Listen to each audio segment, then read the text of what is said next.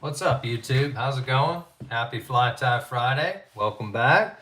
Smash that like and subscribe for me. Don't forget, hit that like and subscribe so you catch all the action as I reel it in. So, this spring, you definitely need to tie up one of these. This is a fantastic emerger pattern. Ram Chung developed this pattern many, many years ago. Definitely not my pattern. I may be using some materials today that are a little different than the original. I'm trying to keep it as original as I possibly can.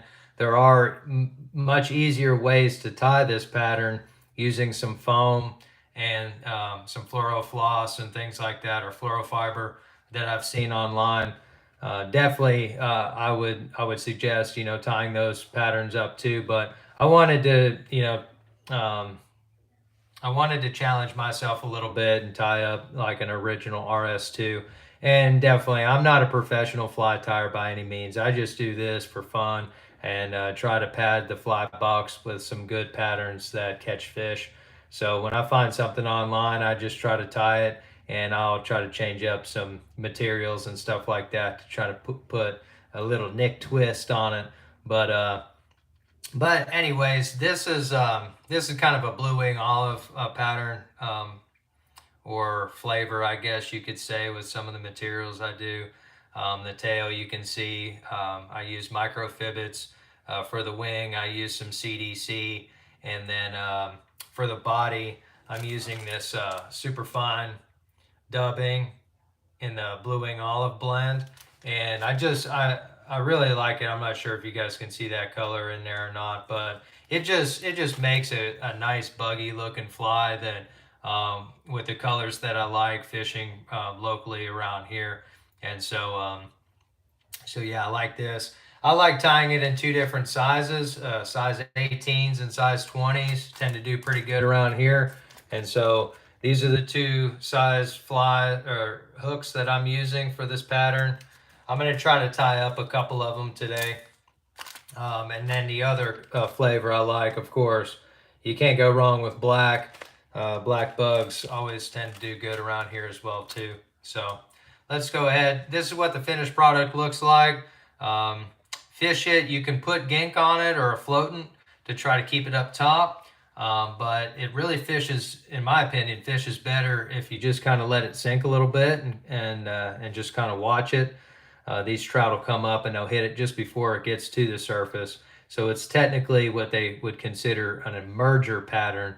So the nymph is emerging from the rocks and floating to the surface and hatching from the top and flying away. So it's technically the trout are catching this before they're getting actually up to the top and developing the wings and things like that.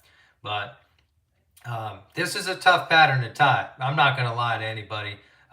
You're not just going to wake up one day and start tying an RS2. It took me a while to kind of get this pattern.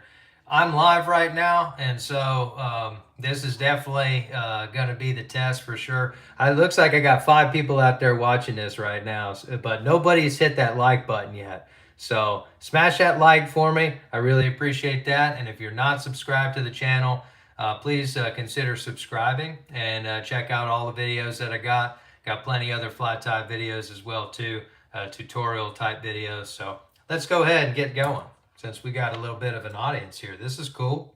Happy Friday, everybody. Hope you're having a good one. I'm tying in the size 18 right here, so it's still a pretty small hook for sure.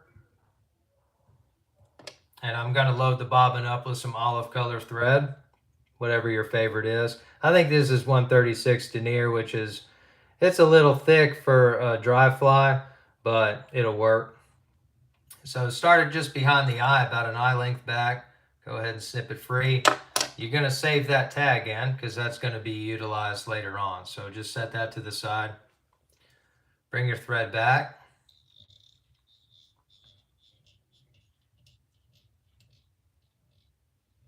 All right, once you get about right there, get your microfibbits out. You're going to select 2 of these. And you may take the most of your time, separating two of these microfibbits because they're so freaking hard to control. But once you get two snipped away, go ahead and measure it out to be about a shank to a shank and a half length or so. That's going to be good. You can always cut them down to size if you need to. But go ahead, do a loose wrap on the microfibbits. Position them up to the very top, just like so. And then let's do just a couple securing wraps. And then from here, you just want to, once you get some wraps on there, you can kind of manipulate a little bit and kind of get it started at that fork. Now you're going to take one wrap up underneath, okay, and see how that kind of pushed up your tail a little bit. So that's good right there. I like that. Now take a few wraps forward and just kind of secure that front section in right there a little bit. Now we can cut that out.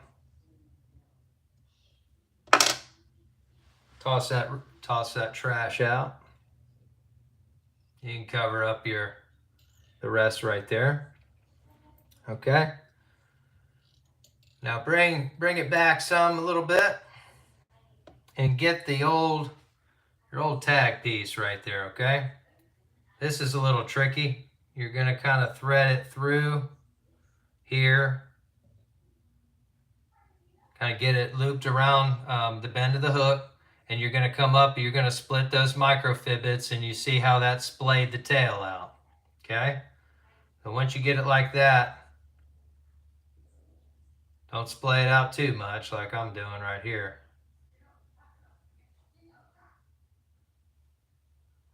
Woo.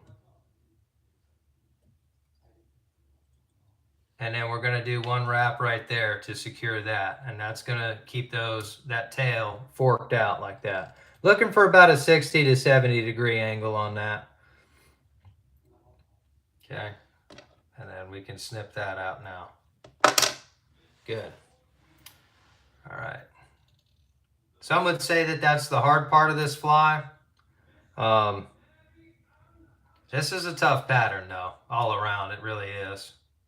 Now I'm just kind of building up and evening out the body because we're going to want to taper this at some point. All right. Now let's go about halfway back. You're halfway back in between. What's up, YouTube? How's it going, everybody? I appreciate you tuning in. Smash that like and subscribe for me if you're new, but definitely smash the like button regardless. And tell your friends about hooking lips. All right. So here, now let's grab our blend. We're going to get that super fine dubbing here. Go very light, go very easy on this. This is an easy fly to overdo. And we want to make a nice, tight noodle of our dubbing, okay? So make sure you really get a nice, tight, even dub.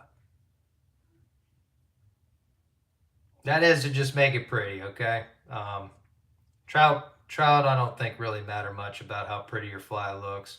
I've had some nasty looking flies just hooking lips like crazy, so.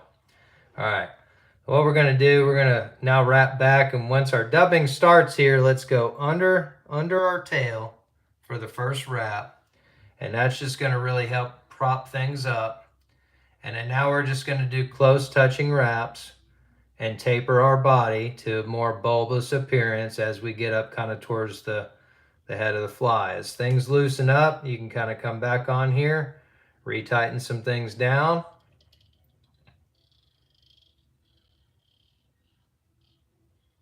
There we go. And that looks pretty good. Pretty good. Okay. Couple wraps in front of that too. So we got a little bit of a taper there going from thin to thick as it kind of goes up the body some. All right, now for the fun part. You get you a CDC feather. We're gonna cut out the center notch about right there. Okay, so it kind of V's out like that. We're gonna kind of take our CDC feather. We're gonna kind of pet everything back and get get to a tie-in point here. Let's make a loose wrap here. And then from here, let's just, after we make a wrap, we're going to pull down a little bit. And that's just going to kind of make our, like our wings is what we're doing. We can pull that a little bit further. Let's make another wrap or so. We're going to just kind of wrap back onto that feather now. Okay.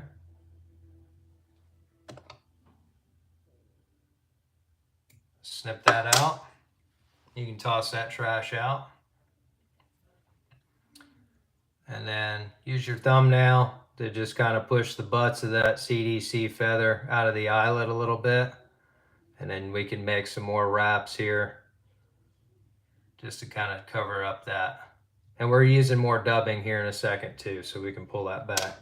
If you got any CDC fibers that have kind of, without cutting your thread, that's key right there. But yeah, we can kind of trim this up a little bit too. All right, so let's go back to the dubbing. Grab a little bit. You're going to actually go lighter than you did the first time even.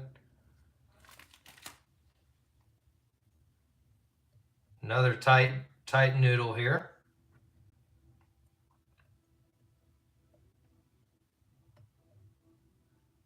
This is where I, tend to get in a little bit of a rush, a little bit of a hurry. I don't tighten it up as tight. Okay, we're going to make 2 wraps here to kind of dam some things up. Let's do 3. And then now we're going to kind of bring our wing up, and let's go behind that wing. I know I'm in your way, but I went behind it. Let's go behind it again and see how that kind of propped our wing up. It makes it go more straight up and down, right? There we go. And then you can do a few in front, a few in behind, and when you run out of that dubbing, and we're just going to finish it all up right here behind the eyelet. Now, whip finish it right here, about 4 or 5 turns or so. This is where, like, if you were to use like maybe some thinner thread, this is pretty thick thread. But when I tie this black one up, I'm going to switch out to a 18-aught, which will be, you can make 30 spins on it and not build up any bulk. So that's why I kind of struggled a little bit on this one. I'm just prettying it up a little bit, cutting off any excess little sprigs that I got. All right, so we're getting closer. We're getting good. Okay. What we're going to do now to end this, and this is like, Bob Ross. If you ever watch Bob Ross, at some point you make a decision, This is our decision. How long is our wing going to be? You got 1 cut, You can cut it more than once, but usually it only gives you 1 cut. So what I like to do is I like to pull it down, and if it reaches the back of the hook shank right there, sorry about that. I'll move my fingers. Now you can see. So I pull the wing back, and I'm aiming to cut it just about as long as that hook shank. And I'm going to cut it on a downward angle here, just like so. Boom.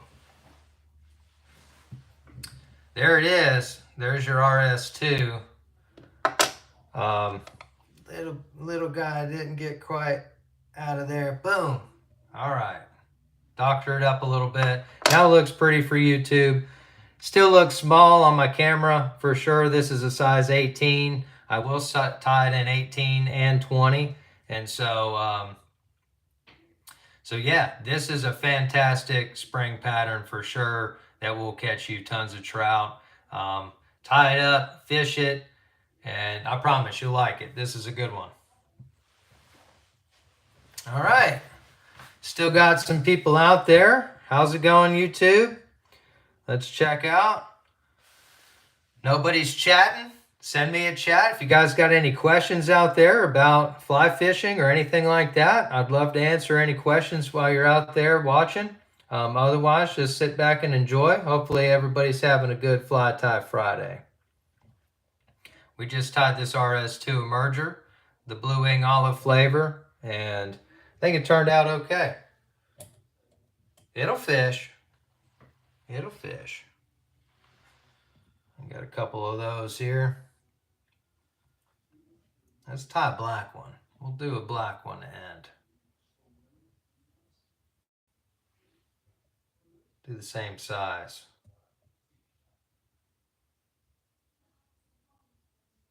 These flies are more effective in the small sizes. 18s and 20s are usually the best. All right, so now we're going to switch to the black. And we're going to switch out our thread too.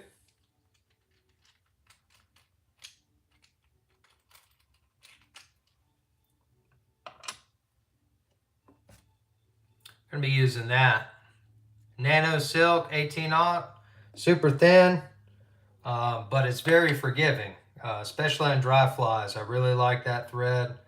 I just didn't have a real thin olive thread, which I need to go ahead and get, but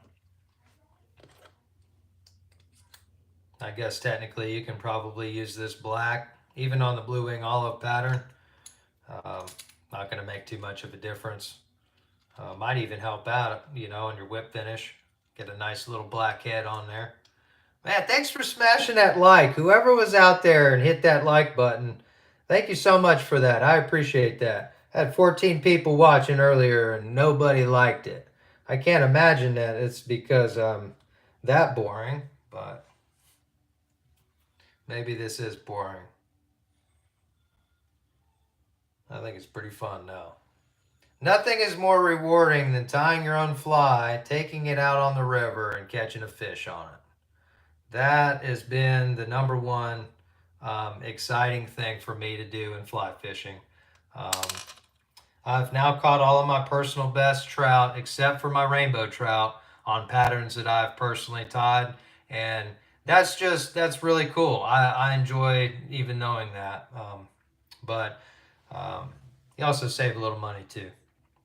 And you're tying patterns that you may not find at your local fly shop.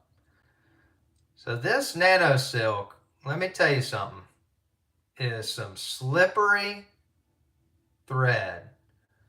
And so you got to really make sure that you've got that started on there. Otherwise, it'll just unravel on you. That did pretty good, though. I have messed with this stuff a lot. All right. Save your tag in. You'll need that for a step later.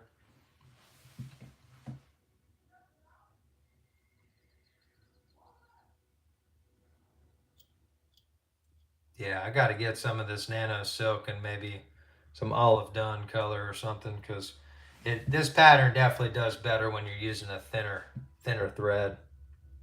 2 microfibbits. Struggle through that. I got real lucky there. That's the tough part. Measure out your tail.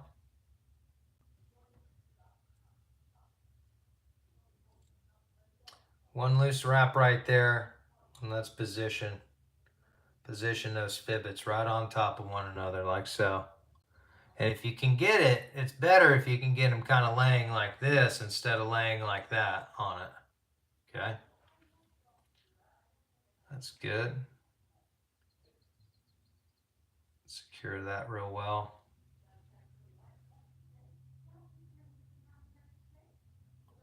And I'm going to take one wrap right up underneath it. And then just some forward wraps to really help lock that in. And that should, you notice that kind of brought that tail up a little bit there. And then on subsequent steps, we're going to help brace that tail as well. But snip that out. And just cover up the butt ends of those fibbits.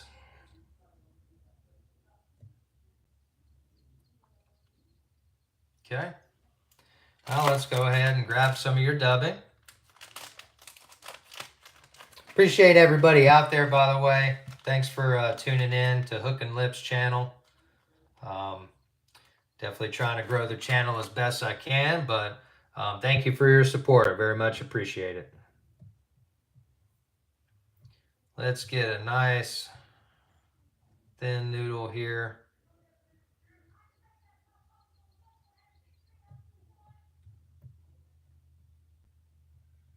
That's a good thing about this superfine is that you can really get a nice tight thin noodle dubbed on there.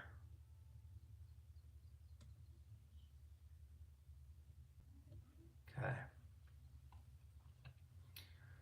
Start wrapping. Let's see here. I missed a quick step. Let's see if we can scramble. We'll scramble together on this, okay? So I didn't split the tail. Got dubbing on there. I could take that dubbing out. Get your bodkin and try to get those tails split. Just like that. Oop. There we go.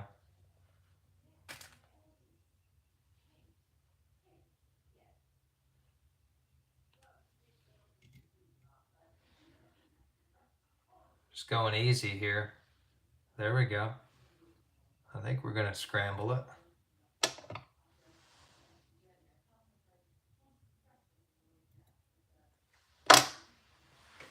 It's easier to do that step without the dubbing on the thread, but when you forget a step, that's okay. Just keep scrambling.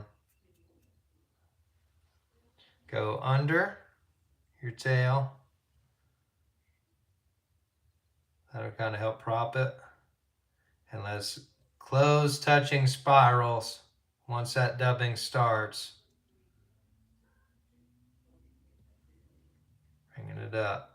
Tighten up that dubbing noodle as needed. Kind of help try to keep it segmented as best as you can.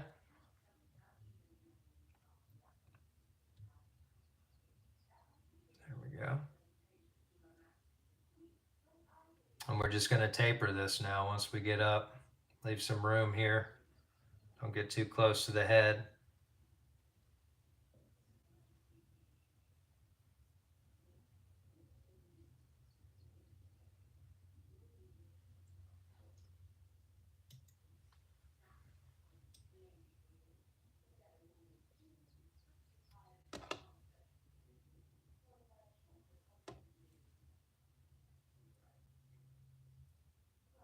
No haircut trim, never hurt anything.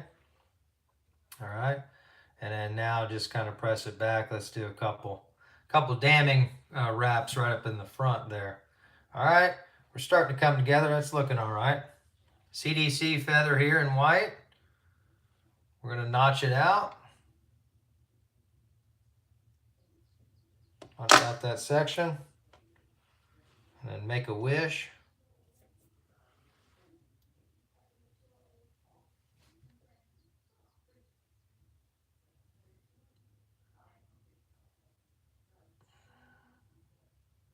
This we can you can kind of strip out knowing that you're not going to use that extra right there. It'll really help you find kind of a tie-in point.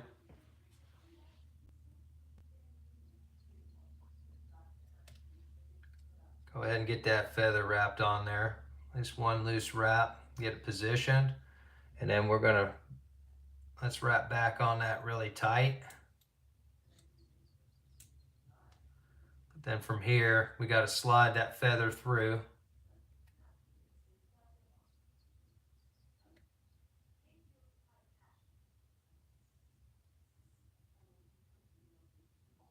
So about right there, okay? Snip that real close. There we go. Throw away that trash. Your thumbnail, you can kind of press that and get it out of the way of your eye. And use some thread wraps to kind of press it back. That looks good. Grab a little bit more dubbing.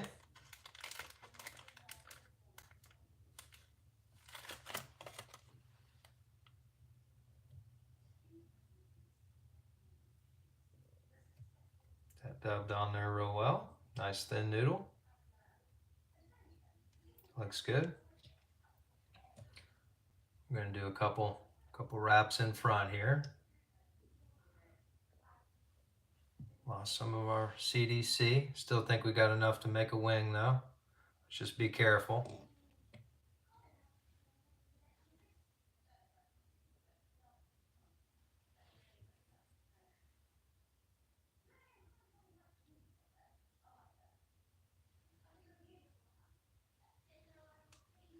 We're going back some.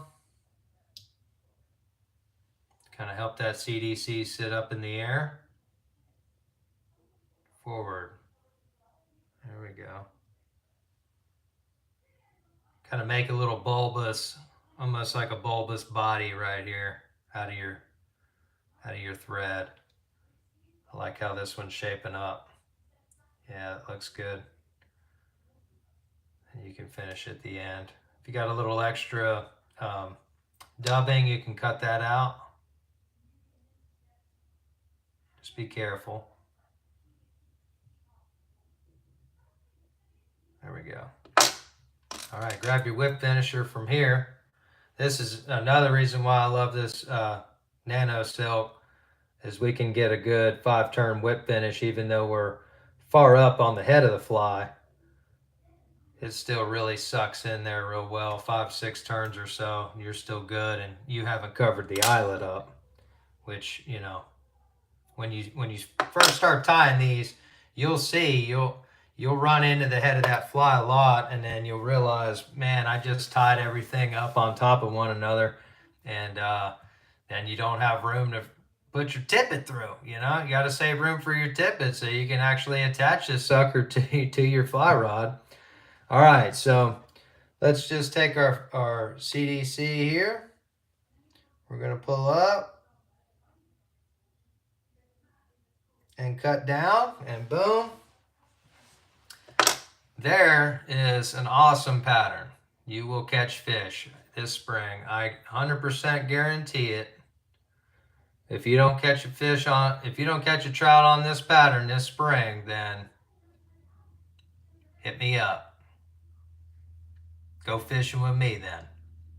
And then you'll be hooking lips. All right, guys, so this is the RS2. I was actually successful today in tying 2 different styles, flavors of this pattern.